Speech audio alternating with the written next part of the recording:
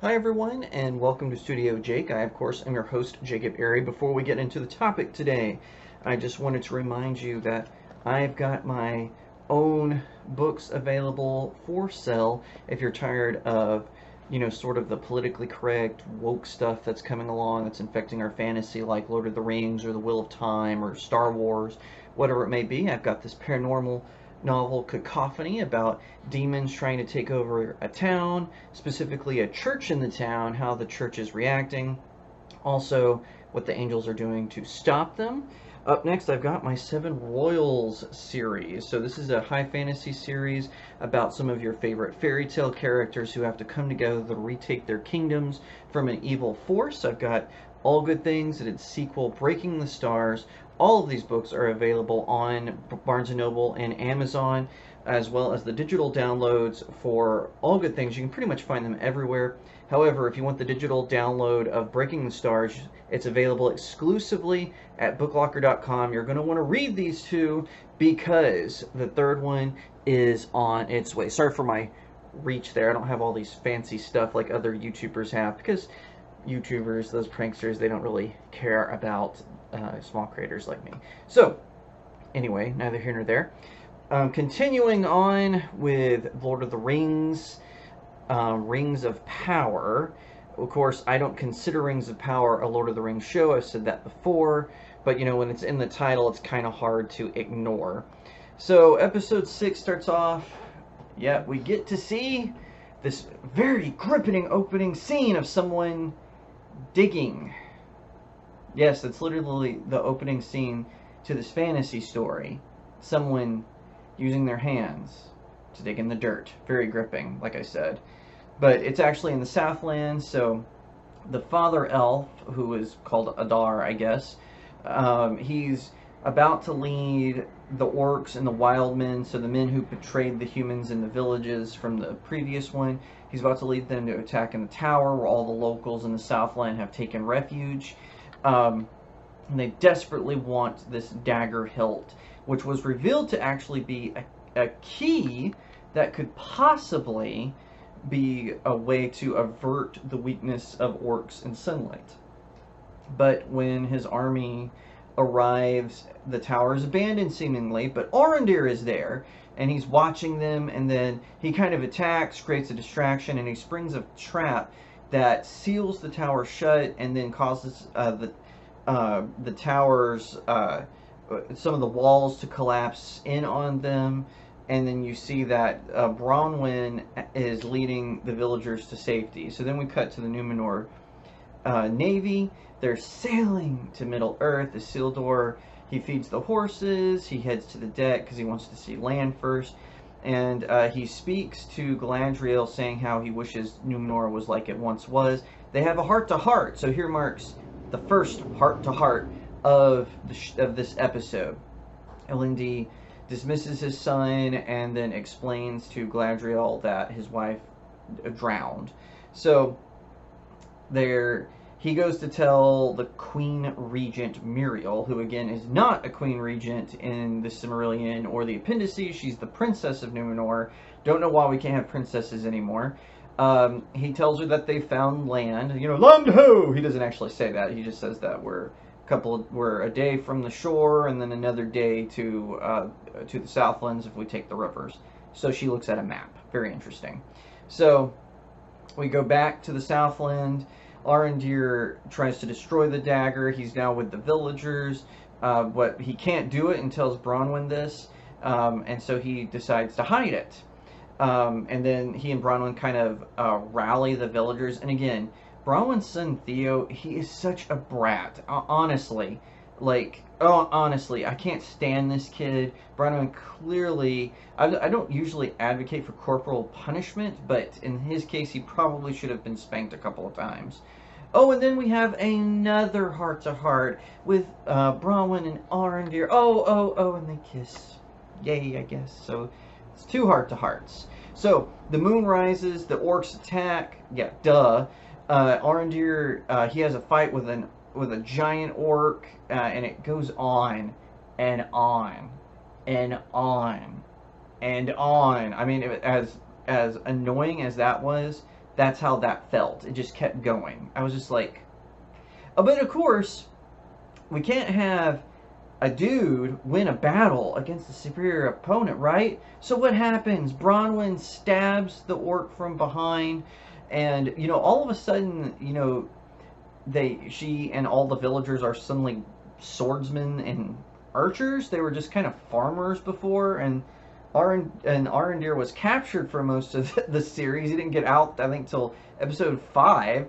So last episode, and so he didn't really have time to train them. Where did they learn these skills? But anyway, they win. But then it turns out, oh, it's a distraction.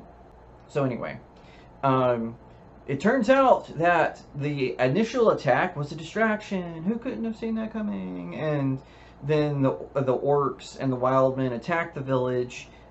Which the villagers found out that a lot of the wildmen were in the initial attack, and this kind of stuns them. Well, during the second wave, Bronwyn is hit by an arrow, and they take refuge in the worst place possible, which is the tavern.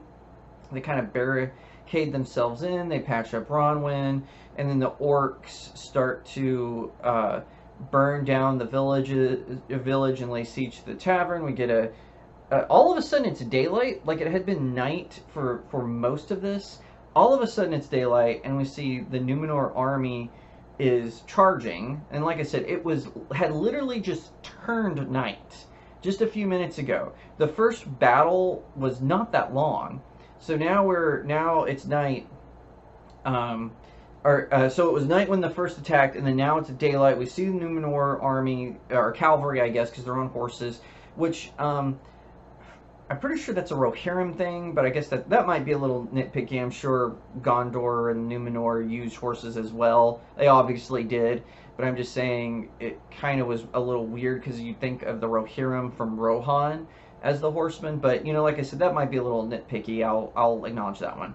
So anyway, so remember, now the sun is rising, even though it's only been 5 minutes. The orcs break into the tavern, and I guess Adar, or Father, whatever his name is, he speaks with Arondir and tells him to give him the dagger, and he has his orcs start killing people to break Arondir. Well, Theo, because he's a spoiled brat who can't think past his own nose, reveals its location, and so just in time, the Numenor riders come in. They begin slaughtering the orcs. They capture a few. All of it, and also it's daylight, and so the orcs, they've established that the orcs' skin melts in daylight, and I know they're kind of wearing clothes, but still, that's not how hoods or life works in general. And all of a sudden, Theo is a ninja. He's been totally useless this entire show. He's been a spoiled brat. And all of a sudden, he's like sword fighting, and you're just like, ah! So, you briefly see Halbrand save Elendil from an orc. I know there's some fan theories out there, and some non-fan theories out there that he's Sauron. I go back and forth with this. Honestly, I'm confused on who Sauron might be, because I don't think they would divert that far from the books, but then I see how they're diverting. So, who knows? So, Galadriel gives chase to Adar. He's escaping with the dagger, obviously. Halbrand aids her, and he tries to kill Adar, who says, "Did I kill a loved one of yours?" or something like that. Galadriel stops him. Now remember, she has been on a chase and has slaughtered tons of orcs. Now all of a sudden she decides to be a little moral, and once again gets on her moral high horse and tells Halbrand not to kill him. They capture him, and it's revealed he's a Uruk. Oh, I have thoughts on that, but I'll hold those until after the episode summation. So he reveals himself to be a Uruk-hai, and he claims that he killed Sauron, but Galadriel doesn't believe him. Oh, and then they have like their own little heart-to-heart where Adar kind of mocks her a little bit, and it's like, oh, so now we're up to 3, and he kind of mocks her. Halbrand comes in. He tells her that the Queen Regent wants to see her, and then he asks Halbrand who he is, but the guy ignores him.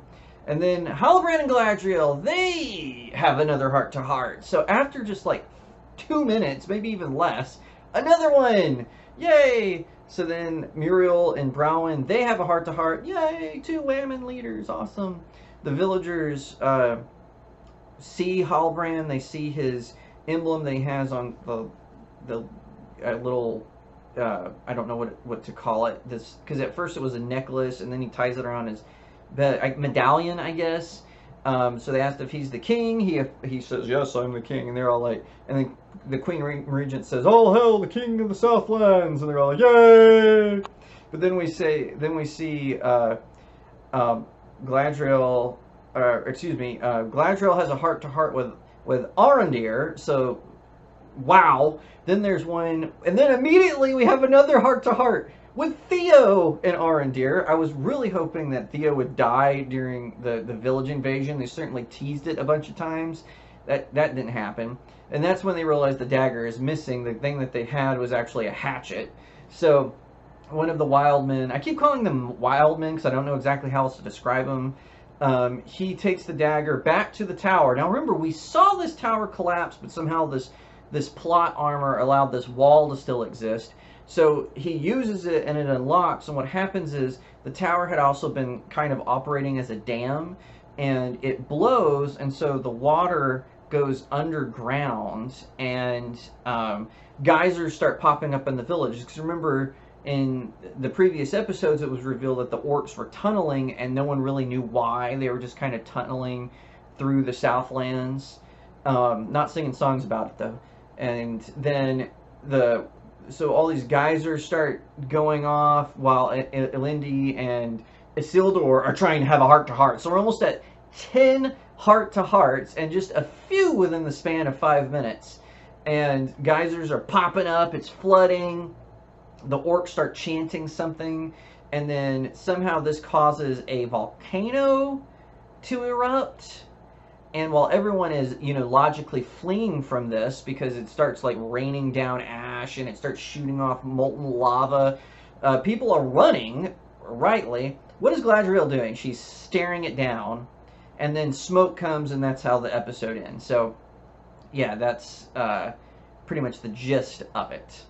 So, here are my thoughts on it. So, the tower collapsing was pretty terrible CGI. I mean, it was like video game from the early 2000s level bad. Now, I know that there's a lot of the people who don't like the show have been saying that, oh, we don't like the sets and the cinematography and the buildings. I actually disagree with that. I think that the building and stuff do look good. It's only when there's motion that the CGI is poor, in my opinion. I think that includes this tower collapsing. I mean, I was like, as it was falling, because it was so poorly done, and honestly, I can't do any better. But I'm pretty sure, the millions and millions that Amazon spent on this show, they could have done better. So once again, I kind of chuckle because there's this scene where Galadriel and Isildur were having their heart-to-heart, and she starts talking to him about humbleness, and I'm like, Galadriel has been arrogant and rude and crass. Well, not crass, I guess that's an exaggeration, but certainly arrogant, rude, off-putting, and they tried to wrap it up as her just being a powerful woman, but no, she was just rude and mean, and like I said, a jerk just in general. And basically, she has been, why won't the elves follow my lead? Well, because you're a jerk. And it's kind of funny because they always try to play it off. Oh, they just won't listen to her. Oh, woe is Galadriel. But like, you side with everyone who's like, yeah, I don't want to be around you. Going to the Queen Regent, going to Elrond, going to the King of the Elves. It's all kind of like, yeah, duh. And her whole team mutinied against her, and it's meant to be like this bad thing that happened. But in fact, I was like, yeah, I would have mutinied against her too. Duh, she's a jerk. Who would want to follow a leader like that? She's such a raging narcissist and arrogant. And then she's like, oh, I don't understand. Oh. And then she's going to lecture Isildur on being humble. That is freaking hilarious. So another huge problem with this is, why did the Southland villagers go back to the village? just run, just flee. The Numenor riders, they didn't know that they were coming. Like, I know there's like, this thing where it's like, we gotta stand and fight. No, this was the time to run. You were outnumbered, you were outgunned, technically, and so why would you want to stay for a village that was already destroyed by the orcs? They were tunneling under it, and, causing sinkholes, and they had already invaded the village once and captured it, so why would you go back? Just run. They could have done this story arc where they leave the border of the Southlands, the Numenor comes, Galadriel throws her little hissy fits like she always does, and then Halbrand kind of rallies them, and then they go in. But no, we got to have this long, dramatic fight scene, and then Arondir, who I maintain is one of the better characters of this show, despite the fact that he doesn't have long hair like the elves do. I have a similar issue with Elrond, but anyway, they could have done something like that. And then they come back in, and then the volcano erupts. But no, because they're being led by a wham, and it's all cool, it doesn't matter. Also, they show this bridge leading into the village. I can't remember if I had seen it earlier. I probably did, and I'm just not recalling. But they should have destroyed the bridge. Like, if you're going to take a stand, now to be fair, the orcs could have still gotten to the village. They showed the landscape. They still could have gotten there, but it would have been way harder for them to march over the bridge, or march without the bridge. They should have blown that up. That would have also bought them time. Or, I know they don't have explosives yet, that we know of, but they could have destroyed it somehow. They've got Super Elf over there. But that would have, the logic of this just didn't make any sense. And, Bronwyn, she's supposed to be the healer of the village, and all of a sudden she's a swords master. She's like going through like, ah! And the same with the other villagers. It's not a problem I have with Bronwyn specifically. Where did they learn to fight? They were never soldiers, and it was clear that the elves weren't teaching them how to defend themselves. And Arondir was captured for most of this sequence. He just recently got out, so he would have had time to train them. I mean, it's so silly. Like, she's over, and the only reason I'm focusing in on her is because she's a main character. And, this is a fantasy world. Obviously, there are female sword maidens or shield maidens, like, Eowyn in this universe. But still, they had never said that they had been part of any army at any time, much less Bronwyn, who had been the village healer. So it makes no sense. Same with the scene with Theo, where all of a sudden he's like a ninja, and he's like fighting when the Riders of Numenor come. It's like, okay, what? This kid has been totally useless, a spoiled brat, the entirety of his arc, and now all of a sudden he has ninja abilities. It's like, come on, Naruto didn't become Naruto overnight, right? It was so silly, and I'm just going, what is this? What is happening?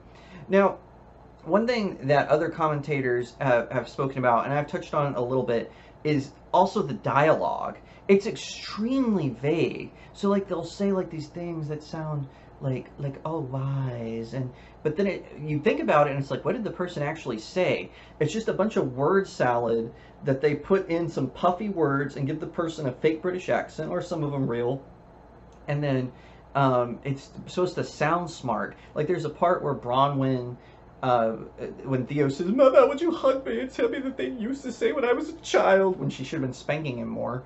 And so she says it, and it's like this thing, the dark is only this and that. And I don't even remember it because it was so forgettable. That's how the dialogue is in this show. It's largely just this vague sort of nonsense that they just put puffery in it, and then make it sound smart because the actor has an accent. It really doesn't make any sense. And just for some aesthetics, they gave Muriel this dumb-looking crown. She's supposed to be the Queen Regent of Numenor, and they had this crown that made kind of like a U shape around her head, and then spikes. I guess it was supposed to look like the sun, but I'm like, the Kingdom of Numenor, their symbol is a tree, which I know you can't put that on a crown. It certainly wasn't on her fake looking armor. But no, they gave him, remember the very humble crown that Aragorn wore when he became king of Gondor? No, we've got to have this big, elaborate, obnoxious looking crown that looks like something they got from a Spirit Halloween store. I mean, it was laughably designed. And a few people were saying this about the trailers. I try not to judge things, on trailers. I know a lot of movie reviewers do that. They just review the movies based on trailers. So I try not to do that. I like to wait till I see the final product. Sometimes I'll think a trailer is bad or dumb or whatever, but I try not to judge it as a whole until I see the final product. And it was the same with the horse armor. The horse armor looked faked. It looked plastic. And again, I said this before. Whenever Peter Jackson crafted, they invited comparison by slapping the Lord of the Rings branding on it. So here it goes. Peter Jackson always made a note that even when they were in the presence of royals, up until the last scenes of the movie, everything looked worn, everything looked tired, everything looked like it had life. In this show, everything looks like they just picked it up from Hot Topic or Spencer's, and it was kind of funny. And just going back to the dialogue for a second, again, I know I feels like I'm beating a dead horse here, but Galadriel, I'm just so tired of this. This is not Galadriel. This is not her. I don't know why they didn't just make an original character and maybe made her related to Galadriel. There's a scene where Adar is kind of like mocking Halbrand, and Galadriel says, "Eat your tongue." Who wrote that? That's not something an elf would say, much less Galadriel. I can see her saying something like, "Be silent," but "eat your tongue"? Again, elves are not elves in the show. They're Vulcans from Star Trek. I like Vulcans in Star Trek. I don't like them in Rings of Power. Certainly not on Middle Earth. I don't like any of this. I think that it's embarrassing almost, and this was hysterical. Whoever wrote that line should be fired. Like, that's how bad and dumb of a line it was. And also, I just love how she just stares when this volcano erupts. She's just like, because this woman can emote in two ways: aggravated and extra aggravated. And I hate to blame the actor, because sometimes I avoid that, because I know they're just marketing like they're told to market. I know that they're just saying the lines that they were given. The Rings of Power cast actively got in the middle of attacking the fans and trying to blame them for the lack of hype around the show. So no, I am blaming her for this. The whole time, she is, as other people are running. Now, I know sometimes in films, like, there's the scene where, the hero kind of realizes that they lost. And so there's, like, a moment where they might stare for a minute and look upon their failure. We kind of saw this in Endgame, right? In Avengers Endgame, when Tony Stark realizes when people start dusting away, he kind of for a moment just kind of sits. But the moment didn't linger. It was the appropriate amount of time. Galadriel just stares defiantly. I know, and what's worse is she had no reason to stare at it defiantly, because she failed. She was on a mission to stop Sauron. Her own crew mutinied against her. Now they're trying to make it as, oh, they just didn't want to go on because they thought the mission was over. But no, she was arrogant, she was bossy, she was a jerk, and so she is staring defiantly. It was not earned, how she was staring at this volcano. She is a failure, and nothing highlights that more than that volcano erupting. And it's just this idea that Galadriel could just stare down, molten lava. It was hysterical. These people, where did they find these writers? Where are Disney and Amazon Studios finding these crappy writers? I don't get it. I just don't get it. It doesn't make any sense. And once again, I promised we'd come back to this. We got another canon break. So Adar is revealed to be an Uruk, or he just referred to it as Uruk. He didn't add the "hi" to it. Maybe that's their way of saying, it's not an Uruk, it's just an Uruk, like they were doing with the Harfoots and the Hobbits. But the Uruks did not appear until the Third Age. In the books, they were originally created by Sauron, kind of to be like almost like a berserker type orc. They were definitely stronger. There were kind of hints in the books that they used human DNA, because orcs were originally elves that had been corrupted by Morgoth, and the Uruks were kind of like, because remember, in Tolkien's world, evil cannot create, it can only copy. So they were kind of making like an upgraded orc. And then, of course, Saruman, he develops his own version of the Uruks, which we see in Lord of the Rings, The Two Towers, where they could run in the daylight even, because he used the DNA from the wild men of Rohan to create them. At least he implies that. So but they didn't appear until that age, until the age of Frodo.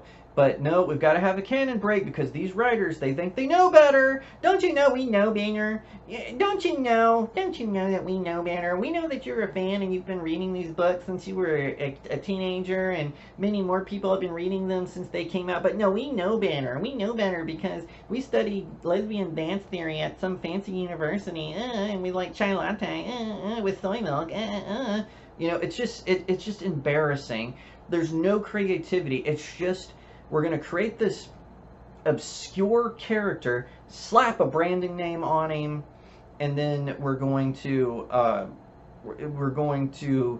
try to do that to tease and antagonize the fans. Now, I can't remember, I don't even remember the name of this episode. It should have been called Heart to Heart. Now, all episodes have sort of a heart-to-heart moment, but the amount in this was embarrassing. I know I keep using that word, but it's just, it is. If I was a writer on this show, I would be embarrassed to have this on my resume. I mean, this is bad. It's awful. The episode was over an hour, and if they had just trimmed down the heart-to-hearts, it could have been 15 minutes, or it could have been shortened by 15 minutes.